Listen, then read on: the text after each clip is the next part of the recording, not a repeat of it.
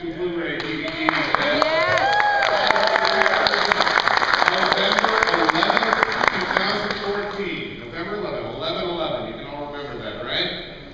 11/11, say it with me. 11/11. Perfect. We will email out tonight the press release. Somebody get their phone. Who's calling? It's the commissioner. It's the commissioner. You know what? Funny you say that. We will email everybody out a copy of the press release and a copy of the beauty shot of the box art and everything that goes with it. There are 3+ hours of bonus features inside. There is a collectible Batmobile. There's all kinds of goodies. There are memoirs from Adam West. You name it. We've got everything you could imagine. Lots of behind-the-scenes features. So, as you know, we're having a panel at 6 o'clock tonight, all age. We also have a call out to the commissioner, apparently, of San Diego. Chief Shelley Zimmerman would like to have a word with our own Batman. Aww. Chief? Yes, thank you very much. Batman, I need your help. I need your help, Batman. You got it, dear. Just point, man. There are evil people out there and even more evil cities. Those evil cities are trying to take Comic-Con away from Gotham, away from San Diego. We can't let that happen, Batman. I need your help. Those evil cities, Las Vegas, evil. Anaheim, evil. Los Angeles, so very evil. Oh, Lordy, you're right. Batman, I don't have a bat signal. It is 2014, but I have something better. My official police chief, Commissioner Coin. Take it, Batman. Aww. I'll signal you with the coin right here, but if that doesn't work, I need your cell phone number. Thank you, Batman. Together, I know we can do this. I know we can do it. Thank you, Batman. Yes, you're right, and I thank you, and I'm available.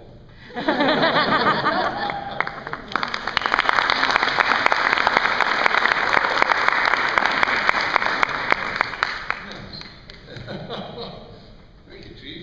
Gosh, I wish my hometown copper like that. So I'm just going to ask a couple of generic questions right off the top. It's been nearly 50 years since the series, and you guys finally have this coming out for home entertainment. What does that mean to you? Sorry, I couldn't see. Anyone can lead, but Batman usually stunts. Well, Gary, I couldn't see. What did you ask? How about this? You guys start. Who's got a question for this trio? Yes. Burt Ward, I have been reading your autobiography. And you're still willing to come here? Are you okay? You got hurt a lot. Can you watch those old episodes without feeling the pain of all those stunts that they made you do? Like, do you get pain in your leg when you watch, some of those? Well, I have been suffering recently from a severe pain in the ass and a swollen ego, but other than that, no. I enjoyed the show. It was really dangerous to make the show. I had no idea. I was a young kid. It was the first day of filming. I came in on the set at about 7 o'clock in the morning, got in my costume, and they said, Burt, the very first shot is going to be the scene that's going to become the opening of every show where the Batmobile comes out of the Batcave very fast, makes a left turn, the sign goes down, and we drive off. I said, okay, great. And I got in my costume, which was, I'm telling you, you wouldn't want to be in a costume like that, especially 14 hours a day. But I got in the Batmobile, and I looked over, and I was expecting to see Adam, but he wasn't there. Instead, there was another gentleman dressed as Batman, and I said, well, who are you? He says, my name is Hubie. And I said, oh, well, why isn't Adam West here? He says, well, I'm a stuntman. This is a very dangerous stunt. That's why they're using me and not using Adam, because they don't want him to get hurt. I said, oh, well, that's nice. I said, well, wait a minute. Why is it so dangerous? He said, we got to come out at 55 miles an hour. We're going to make a sharp left turn. Sign's got to go down. Everything's got to work perfectly. And, it is just a dangerous shot. So I thought about that, and then as they started to roll the camera, I said, excuse me, wait a minute. I called over the assistant director, and I said, I don't understand. They got a stuntman for Adam, but they don't have a stuntman for me. I said, don't I have a stuntman? He said, yes, you do. He's over having coffee with Adam West. I said, why is it that he's not sitting here instead of me? He says, well, because he doesn't look like me. I said, wait a minute. Why didn't you hire somebody that would look like me that's a stuntman? He said, couldn't find anybody. everybody, so you got to do your own stunts. And that was the first 5 out of the 6 days that I went to the emergency hospital. In this case, the car came out at 55 miles an hour. It made a sharp left turn, but unexpectedly, my door flew open. As my door flew open, the centrifugal force was throwing me out, and I reached over and caught my little finger on the gear shift knob, which held me in the car, but pulled my finger out of the socket. Knocked over the lights, the camera guys got knocked over, and they rushed over afterwards. They said, "Burt, are you all right?" I said, "Yes," except my hand, which was swollen up twice the size. And they said, "Look, we got to get you to the hospital." I said, "Great, because I'm in a lot of pain. We'll do that just as soon as we get you shot." And that was like 3 hours later. So that was the first of my experiences, and it was pretty wild. Very dangerous show to make. I want to add one thing. Near the end of the series, they took out a life insurance policy on me, and I swear by the last 2 episodes, I thought they were trying to collect. Jamie, what do you got? Good afternoon. It's great to talk to all of you. For Adam and Burt, you got to work with, in addition to Miss Newmar, some fantastic, legendary, iconic actors and artists on the show. Liberace, Bruce Lee, Vincent Price, Milton Berle. Do you have any memories of working with them, and who was your favorite? Oh, we have so many memories. I mean, we have many great stars. And Julie, I have great memories of working with you. We just let that lie. You want to say something, Julie, about working with me? Drop dead gorgeous and dressed. He's got great lips. Well, look at the film, you'll see what I mean. He wears his mask, oh my goodness. Particularly in that soda sipping scene with the straw, and I fall in love with you. The writing helped too. You know, you can get away with so much in that costume. Julie was a marvelous Catwoman. She has the world's tallest legs. And, you know, there was a sexual tension that had to be created between Catwoman and Batman to make it, you know, really interesting to the adults. We did the show on several levels, as you know, and that's, I think, much of the reason for the longevity. Now, are you all from different places or all in one family? You're all pretty good writers, right? I think they're over 18, so you can say what you wanted to say in the first place. Well, let me tell you something. You can write any damn thing you want. Sweet. To answer your question from my standpoint, What is that, Burt? one of the people you mentioned was Bruce Lee. Before Batman started, it just was coincidental that I lived in the same complex that Bruce Lee lived in. And I was a black belt in karate, and he and I used to spar together. And when we did the scene on Batman, it was very important to the producers because the same executive producer, William Dozier, who produced Batman, was the one going to produce the Green Hornet. And that's why he brought Keto and, Van Williams onto the show to promote the show, that new episode. So anyway, long story short, they wanted us not to try to really fight, and we were both supposed to be really good guys. But I did fight with Bruce, off camera, in real. And in fact, I guess a piece of trivia is Bruce Lee's first cinematic fight scene of his career was fighting me. You know what I heard is that the Green Hornet and the Batman show, you had 2 fight scenes together, but Bruce Lee said there's no way I'm going to lose.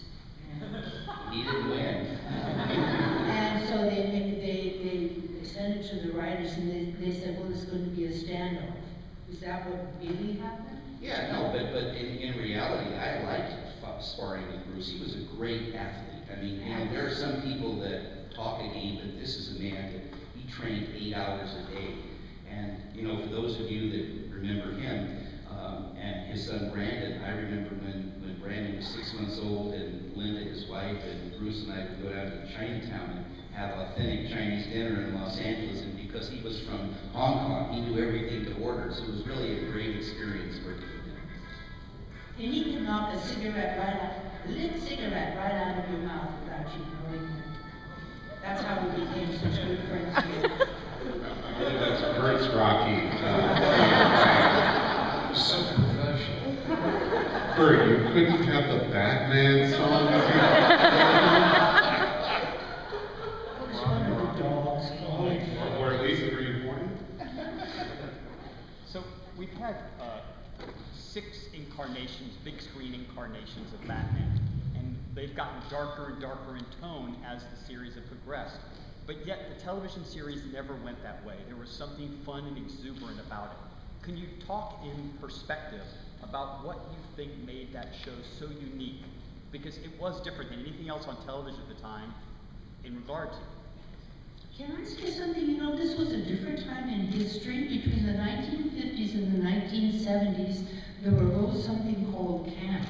Camp is really an exaggeration. But thereafter, things got darker, drearier, more depressing. Of course, you know, we had a bunch of wars there going on, but oh boy, did we enjoy those 60s, didn't we?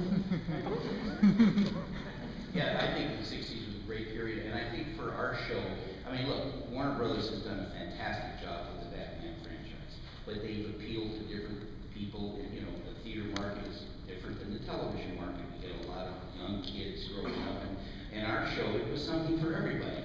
Adam and I played it very straight, so for kids, it was the hero worship, you know, of the characters, and then for the people who remember the comic book, there was the nostalgia for the adults. And for the teenagers and the college kids, which at that time was almost an impossible audience to capture, the double meanings and all the innuendos that Adam and I did really caught, and that's what became why I think Batman was so successful, because we appealed to everybody. And just real quick, I mean, so much has been made too in the film incarnations of the bat suits and in the Robin outfits. What were they like back in the mid-60s? Were they comfortable for you, and what was the experience like of putting that spandex on? What do you want to know that for? Horrendous. I used to call my tights the python pants because they strangled me to death. But I know working with Adam, we'd be in long hours in that back cave. And of course, you know, my dear friend, I love him to death, but he looks cross-eyed in that mask. And if you've been under those hot lights for a long time, you're starting to melt. The slightest thing can make you start laughing, and just never stop laughing. But we got through it, and I'm sure Adam had some crazy things that I did that drove him nuts as well. I think any actor who plays Batman or Robin or whatever, you know, probably wants to complain about the costume and its restrictions in certain areas. Well, I hear you that your dresser had to have a hair dryer in order to keep everything dry around the... I beg your pardon? This is the strangest thing you've ever said. Well, it's in the history books. You're right, surely. Tell the real story. Well, the costume, you know, actors complain about this. I just hope that I have the same 12-pack that Ben Affleck does.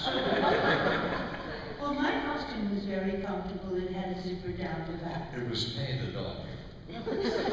Licorice melted over me. Yes. No, that was very comfortable. I have a question for all 3 of you. Who was your favorite villain, and what was your favorite episode? For me, it was the first one, with Frank Gorshin as well. We were setting the tone for the show, and it worked, really worked beautifully. And Frank was manic and wonderful as Ridley, and his moves. And to play opposite Frank was great for me, because I love that kind of on-the-edge, dangerous acting and improvisation and all these things you do. Besides Frank, you had Burgess Meredith, you also had Cesar Romero. I mean, all 3 of them were incredible character actors for the villains that they played. Burgess Meredith came off of the alumni of Twilight Zone. How was it working with all 3 of them together? Well, it was a terrific experience, wasn't it? I mean, with for example, with Burgess Meredith, I loved it, because he was able to use that cigarette holder, and we'd stand face to face, and he'd let the smoke drift up under my cowl. very irritating. But you see, these things work for an actor. Use the costume, make it work for you, make anything, all the little nuances, stuff off the wall, work for you. That's right, Catwoman. Burgess said that this was the favorite role of his life. How many of them did Yes. he do with you? How many? I don't know, I lost count. Fred, are you there?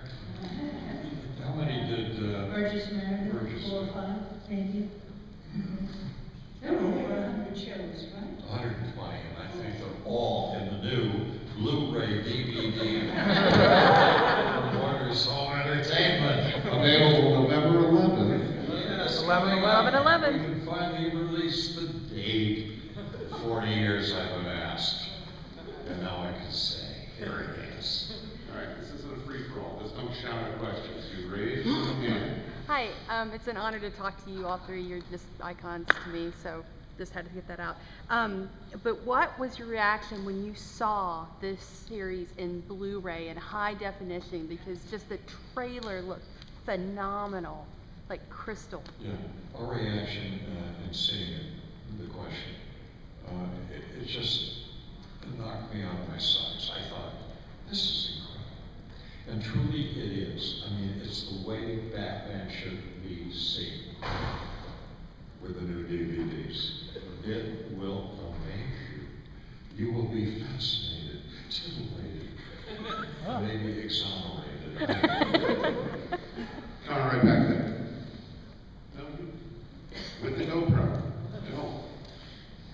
Were there any times while for all of you guys that you guys actually could not stand playing the characters anymore? The question is, what day does the Blu-ray come out? somebody's not paying attention. The question is, did you ever reach a point where you didn't want to be your character? Yes. A few months after we stopped filming, I thought, well, that's it for the career. I'm totally typecast. And you know, you create a character that's memorable. I was lucky enough to do that. But you're typecast. And every time I went in to meet producers and people about doing a film, a wonderful film, then they would get together and say, oh no, we can't let Batman go to bed with her. You know what I mean?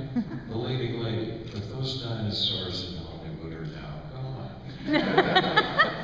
And we go on. Isn't that wonderful? You just gotta outlast them. Matt. For Adam and Burt, one of the most thrilling parts of the show for the audience was the weekly death traps. Could you talk about your experience with those and anything that stands out? If you'd like to. All the cliffhangers? Exactly. The death traps themselves. Oh, the worst. The death traps. Oh, they were all death-defying terrible. Oh, the scars. I have a sharp bite on my leg still. You know, it's amazing you mentioned that because it occurred to me. Boiled in oil. Boiled in oil. We got. I put this big magnifying glass over you. We got fried. We're fried. We're grilled. Yes. The tigers. Oh, poor Burt, the tigers. Yeah, that actually was an incredibly dangerous. He was scene. very courageous. Well, I don't know about courageous or foolish. I think that was stupid. You had to walk the plank with tigers. No. Yes. Let me- And I saw the guys throwing more raw meat. No, they raw actually, meat to the yeah, what tigers. happened was, on that shot, I was over 3 Bengal tigers, real, they weren't, pet tigers, they were movie tigers where they were somewhat controllable, but they were still wild. No, they weren't controllable. And what happened was, I was about 14 feet above them. I asked the trainers ahead of time what was their capability of jumping high, and they were able to jump 19 to 20 feet.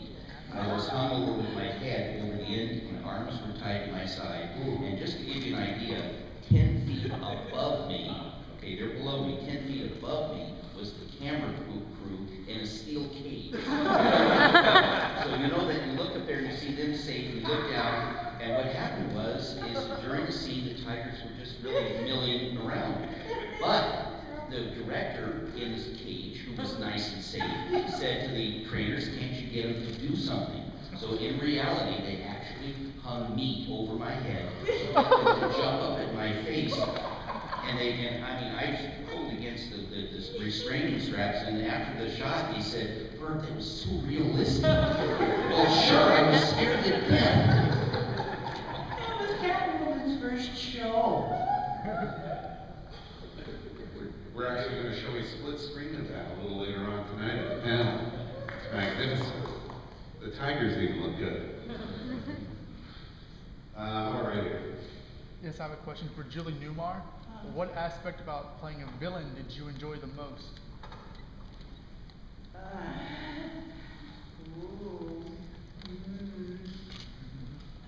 think the sauciness, the sassiness of the character, I just had so much fun with it.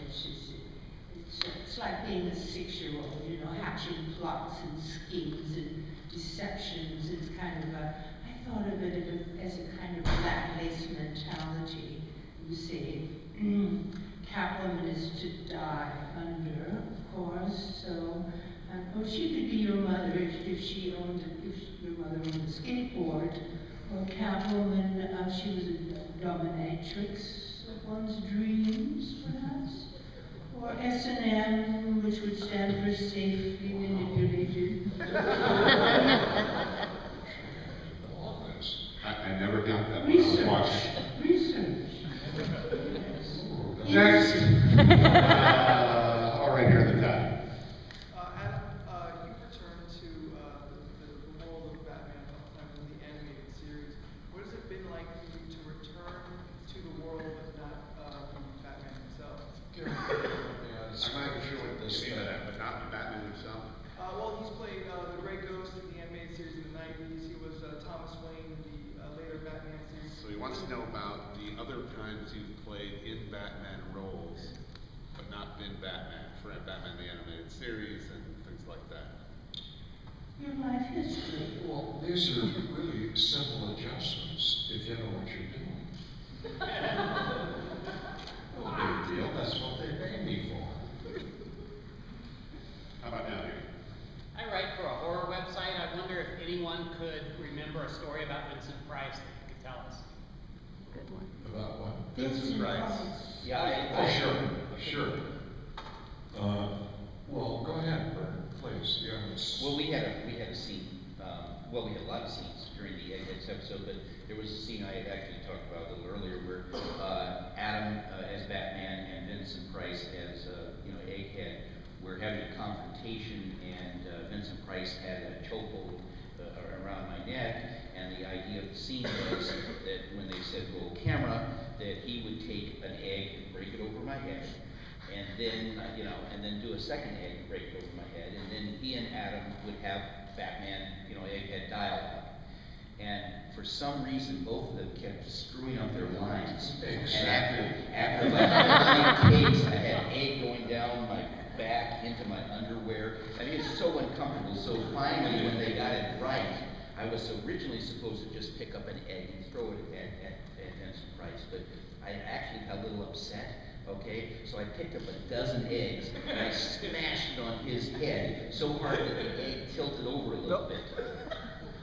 That's a true story. You can see it in the show. You'll see his egg tilted right at the end of that scene. But the whole crew started to throw eggs. Oh, that's true. We had great egg fights because Adam and I had planned this. And just for the heck of it, every once in a while when you're doing something and everything is so serious, and like I was 21, 22, and 23 when I did Batman. The youngest person on the set besides me was Adam, 37, and everybody else was like 45, 50, 60, and then nothing against that, but then they were the greatest, technical people you could ever have.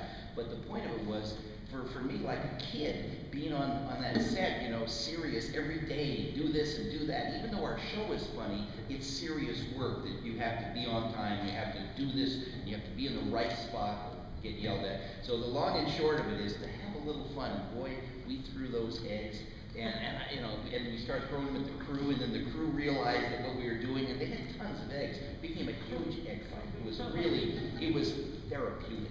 It really broke the tension. Yes, and the eggs. Straight back there in the red. With the license now being open to Slate, Louder.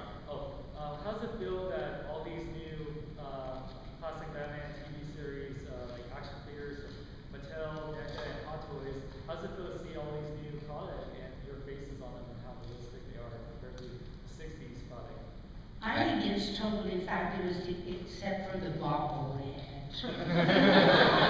That was embarrassing. I love them. I must tell you something.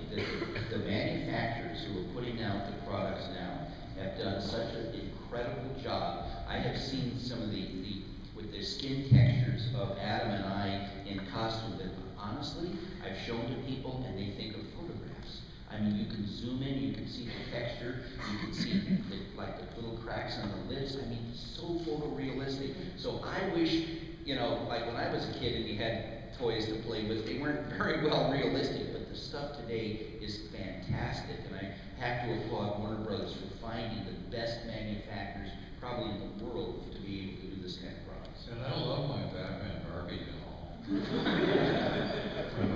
I could just dress and undress him all day. It's just ridiculous.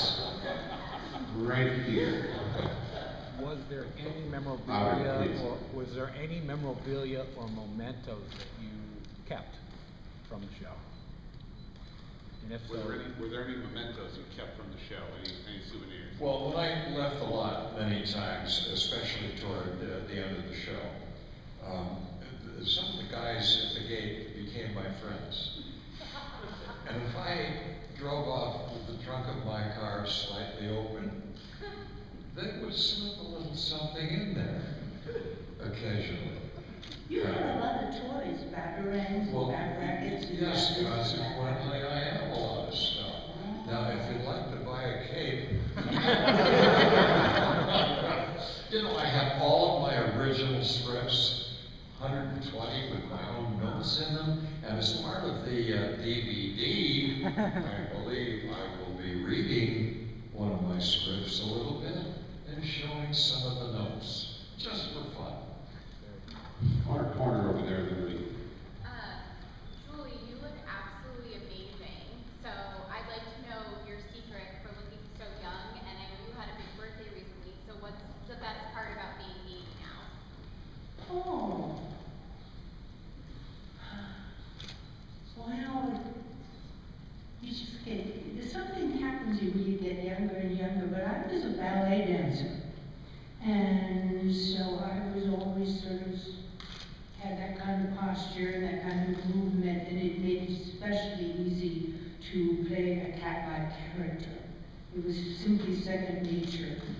That's, I think, you know, when I was a little kid, I used to go to Griffith Park in Los Angeles, and I would ride on the carousel, and carousels go backward, they don't go to the right, they go the wrong way. And I would ride around, and every once in a while I would catch the brass ring. And that's what happens in your life, I think, when a character, and you make a perfect fit.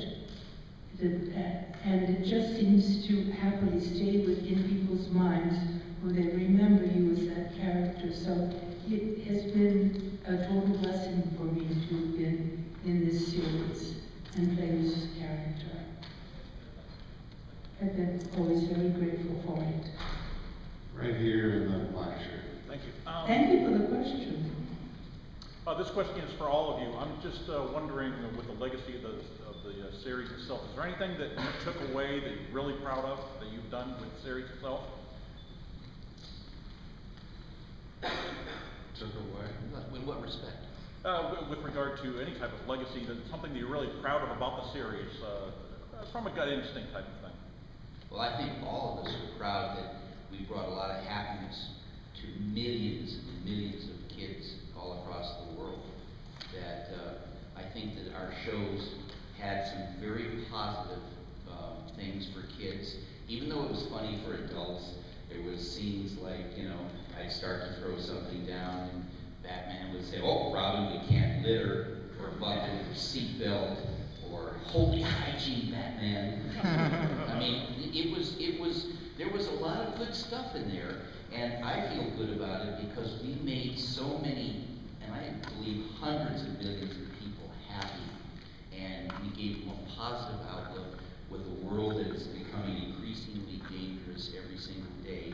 To have our show come out, especially now, is going to bring, I think, a wonderful breath of life and humor and fun and imagination and positive things for kids. So I'm really very proud of that. Yeah, thank you, Bert. Oh, we're right back here in the blue. Thank you to all three of you for all of that happiness. Has it been sad for you on a personal level that the show has not been available on home video for all these years? It almost stands alone. This is the thing everybody has wanted for so long. 11/11. I'll take that. I think in reruns, you know, Batman has been on in reruns. Yes, we have wanted the show to come out for a long time. That is probably the single most asked question.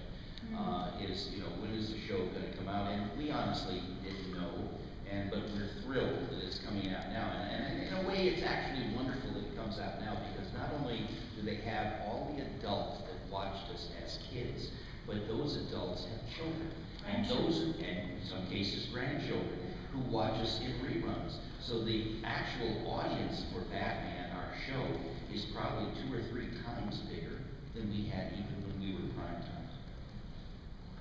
Very far back in the blue. Yeah, hi. I live in Tokyo, and in the 60s, I live in Tokyo, and in the 60s, the Batman TV show led to a huge boom in interest in Batman in Japan. And I'm wondering if you had any sense then or now of the international interest in the show back in the day. Did you have a sense of the international interest in the show? Yes. When I walked into a hotel room in Hong Kong and I was speaking in Chinese, I suddenly got an intimation that this thing was global.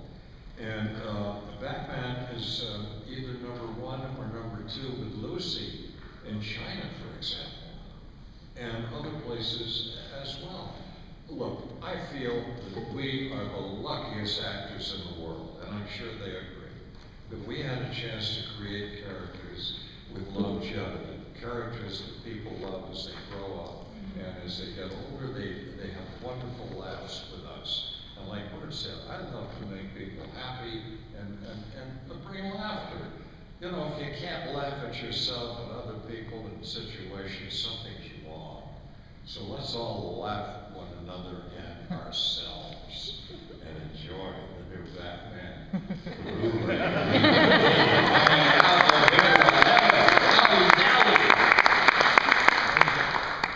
All right, here with Thor hat.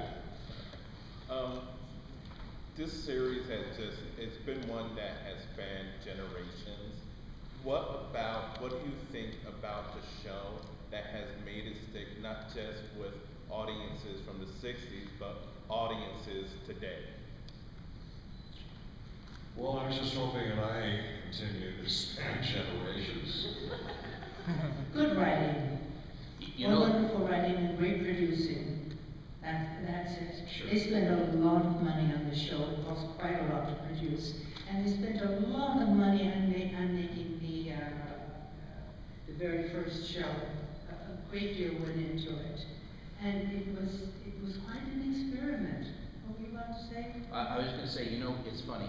When something works, it really works, you know? I mean, people try so hard in this industry to make things that people enjoy, and sometimes they work and sometimes they don't. But in the case of what we did, I believe, that was so different than every other show in history, was that for the very first time, we actually put on the audience. In other words, instead of like a police show where it's always so serious, or a medical show and it's always about health and stuff, here we were playing bigger than life characters, which of course kids love things that are bigger than life, but we played it seriously, and we taunted the adult audiences with our innuendos, and everybody came away with something that they felt was special to them, very special to them. Like, oh, I see what's really going on, and yet the kids loved it, and it was bigger than life. And I think that's what really entertainment is to be able to go and see something, especially in your own living room, that is something that you know you couldn't do, but you could vicariously experience it through the actors. It's bigger than life. Down here. Hi, the three of you are such phenomenal comedians. Was there ever a guest star on the show who didn't get the type of comedy you were going for?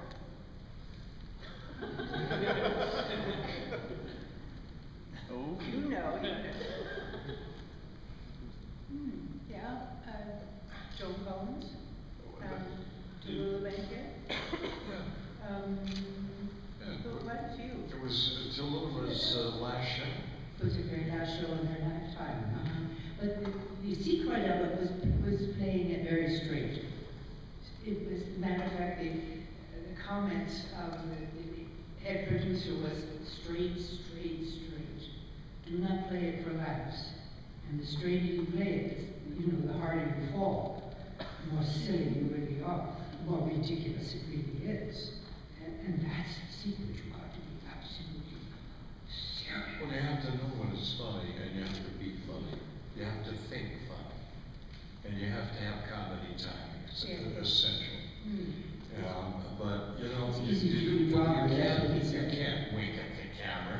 You can't let anyone think that you think you're funny. You just have to appreciate the material and play it funny. If Batman sees Jill St. John being burned to a crisp in that, whatever the thing was, and he looks over the side and lets a little tear come from under his cowl.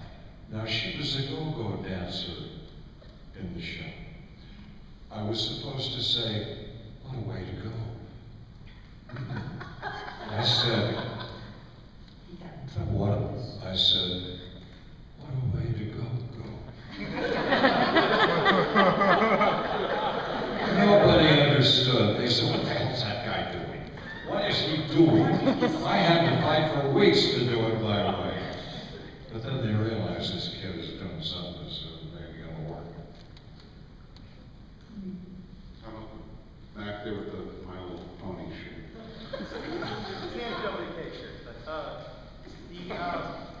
you talked earlier about the lost art of camp, and I wanted to know what you guys made of the Joel Schumacher film Batman and Robin, which is perhaps not as good a tone, but basically a remake of your series in many ways. I don't even think about it. Honestly, guys. I mean, they do their thing and we did ours. If they want the Dark Knight, I'm the Bright Knight. But the thing is, they're all talented. And the production has been incredibly good. And the money spent, and the things available to produce those movies. And we just had a few costumes, some wonderful actors, slap the makeup on, and think funny, and go to it. That's simple. It's no big deal. The very furthest corner of the checks there. So 45 years later, we're still talking about this Batman series. Do you think that's a testament to what you guys did? Yes. It is, and I'll tell you something else, but it was a combined effort of the writers. For sure. It's collaborative. We had there was talk earlier about how beautiful the new DVD is with, the HD and all of that. We had probably the best industry camera, best lighting. We had 80 men on our crew. I mean, our show was at the time like so extravagant that, as I understood at the time, 20th Century Fox was losing almost $250,000 a week just to make it. It was so state of the art. So I think it's because everything worked. The talent worked hard, everybody worked hard, and we made a successful, wonderful show that there's no reason that 500 years from now, people will still want to see it. I believe that. And there's another factor. We just got lucky. Luck. Very important. You better be ready. What do we got, Jeremy? We've got the gentleman right there. Burt, what was your favorite holy blank Batman moment? A lot of kids ask me that question. Holy underwear. No, I didn't say that. Holy guacamole. See, they steal my lines. Holy sudden incapacitations. Holy Second Amendment. Holy raspberries for any chair. Holy false front. You see, we are your admirers. Yes. And you have excellent taste, I will say that. All of the stuff that I said was originally written by the writers. Unfortunately, not all of the writers got it. And Adam and I really had to go to work in some of the shows because we didn't want to lose that special chemistry. And I got to share something with you, and I think that this might be something you don't know. And that is that besides being actors that did our job, Adam and I have a unique chemistry that when we work together. And in a lot of places when we would go and people just look at us and start laughing. I mean, we do both of us think a little differently. I would like to think it's more perceptive as opposed to more insane, but we do have a very good friendship, and he brings out a wild side in me, and together we kind of control what we did as best as we could do it. But in terms of the answer to your question, I didn't have a single one, but where we did have ones that didn't work, I got a chance to, to change it. Like there was a scene where I thought that Batman got killed in the movie. You remember that scene on the pier? You know what I mean? Because he was running around with that great line, some days you just can't get rid of a bomb. And when I thought he was dead, I said, "Holy heart attack, Batman!" But we had great stuff, and I want to say this, I've loved working with this man. He is one of my dearest friends. He has fought everybody to keep that character during the series the right, and the two of us have fought so hard. Whenever we would make appearances, even in costume, we would never take off our masks. We would never in any way degrade the character for kids. When we were in costume, we were those characters. And Adam has done the most fantastic job. And in my opinion, no disrespect to anybody, there is only one Batman, and that's Adam.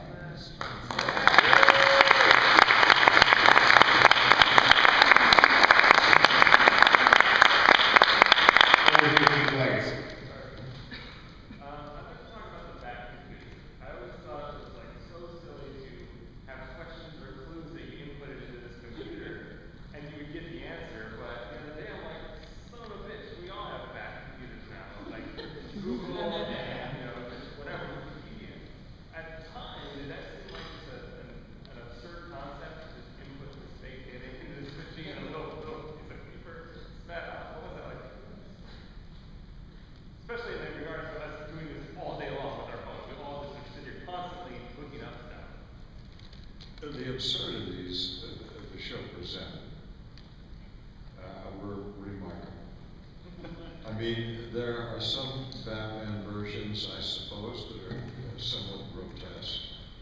Our Batman was maybe bizarre to an extent, and yet very human. Batman is a little crazed, but he's vulnerable, and he's real. He's a human being, and he has all the elements that you possess, and you, and you, and you, but he, because of his drive, his ambition to fight crime and avenge his parents' death, he took more than better care of himself.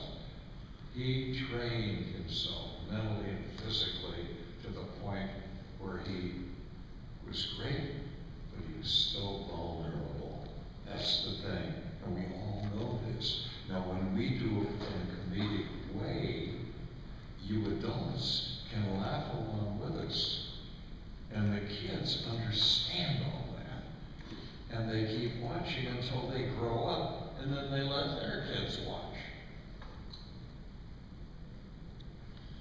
Time for a couple more questions about Batman, the complete television series, which is available for pre-order right now at your favorite retailer. Right there. Yeah, Thank you. was there ever a moment that you looking at the scripts and the stories that you just could not take seriously before filming, that you just couldn't wrap your head around? Was there ever a series or a script or a story that you really couldn't take seriously? That you maybe Jack? Well, I never took any of them seriously. But you have to play it, as Julie mentioned, you have to play it seriously with the right comedic timing. And you have to know what's funny, and you have to think funny. but never let the audience think that you think you're funny. Does that make any sense? Yes. Okay. I can give you an example if you want. There was an example of an episode with Yvonne Craig who played Batgirl. And we had brought Batgirl into the Batcave to see our crime fighting paraphernalia. And so there was a scene. This could be dangerous. Get a grip on yourself. There was a scene where we were going to leave the Batcave in the Batmobile. Adam driving, as Adam as Batman driving, me as Robin, and the right side, and Yvonne Craig as Batgirl sitting between us. And the idea was we were going to give her this bat gas, and because we didn't want her to know where we had our Batcave. So the scene starts with the one shot where we had given her the bat gas. Now she's knocked out, and so to speak, and we're about to take off. And I have a little bit of dialogue, just very little bit of dialogue between Adam and I, where I say, you know, Batgirl is really very beautiful. And he has a line as well, Robin, glad that you noticed, and something like that. Well, my dear friend Adam is really good, and he rarely makes mistakes. So to go through 14 takes of making a mistake, I knew that something was coming. Now you get what happens is that these directors, they all are on time schedules. And if you only have so much time to get, if you don't, he's going to get in trouble, production goes behind, money is lost, all this. It's real serious real quick.